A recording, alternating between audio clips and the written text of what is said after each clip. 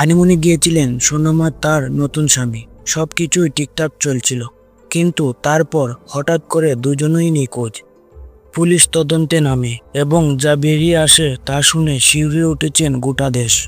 সোনম তার প্রেমিক রাজাকে হানিমুনের প্রতিটা গোপন কথা শেয়ার করেছিলেন এবং ঠিক সেখান থেকেই শুরু হলো মৃত্যুর চোখ। কি ঘটেছিল সেই হানিমুনে? কেই রাজা, আর কেনই বা একজন নববধূ নিজের প্রেমিকের সাথে সব গোপন কথা শেয়ার করতেন? আসুন আজ সেই চাঞ্চল্যকর ঘটনার প্রতিটা স্তর তুলে ধরি। মধ্যপ্রদেশের ইন্দোর সোনম নামের এক তরুণী সদ্য বিয়ে হয়েছে।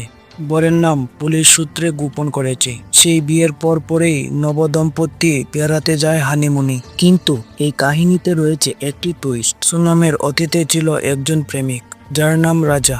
বিয়ের পরেও প্রেমিক রাজার সাথে সোনমের যোগাযোগ ছিল, সাধারণ কথাবার্তা নয়। সোনম প্রতিদিন রাজাকে জানাতেন হানিমুনের সমস্ত আপডেট, কোথায় যাচ্ছেন, কখন ঘুরতে বের হচ্ছেন, হোটেলের নাম, লোকেশন, সবকিছুই। হানিমুনের কয়েকদিন পরেই পরিবার ও আত্মীয়রা সোনম ও তার স্বামীকে আর খুঁজে পাচ্ছিলেন না।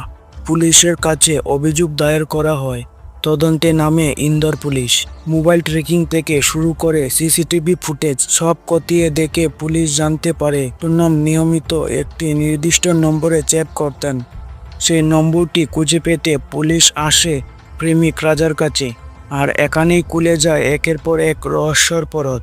তদন্তে উঠে আসে চাঞ্চল্যকর তথ্য। রাজা সম্ভবত হিংসা, প্রতিহিংসা ও মানসিক ক্রোধ থেকে এই হানিমুনের হামলা পরিকল্পনা করে। সোনম নিজের অজান্তেই তাকে সব তথ্য জানিয়ে দিয়েছিলেন, কখন কোথায় থাকবেন, কোন হোটেলে। এই তথ্য পেয়েই রাজা 3 বারহাটে খুনির সঙ্গে যোগাযোগ করে পরিকল্পনা করেন হামলা ও অপহরণ, যা শেষ হয় মৃত্যুতে। পুলিশ সোনম আর তার প্রেমিক রাজাকে আপাতত গ্রেপ্তার করে। একটা সম্পর্ক শেষ মানেই নতুন জীবন শুরু, কিন্তু পুরনো সম্পর্ক যদি চলতেই থাকে আর সেই সম্পর্ক যদি গোপন হয়, তাহলে তাতে ক্ষতি শুধু একজনের নয়, একাধিক জীবনেরও। সোনম কি নিজের অনিচ্ছায় এটা করেছিলেন, নাকি এটা ছিল এক দোটানার ফাঁদ? আর প্রেমিক রাজা কি সত্যিই হত্যাকারী? তা হয়তো বলবে ভবিষ্যতের তদন্ত। আপনার মতামত কি? এই ঘটনার জন্য কে দায়ী? কমেন্টে জানান। এবং এই ভিডিওটি যদি আপনাদের কাছে ভালো লাগে থাকে তাহলে একটি লাইক করে ভিডিওটি শেয়ার করে দিবেন এবং এই চ্যানেলটিকে সাবস্ক্রাইব করে এই চ্যানেলের পাশে থাকবেন। এরকমই আরও সত্য ঘটনা নিয়ে আমরা ফিরে আসব খুব শীঘ্রই একটি নতুন ভিডিওতে। সবাই ভালো থাকুন, সাবধানে থাকুন।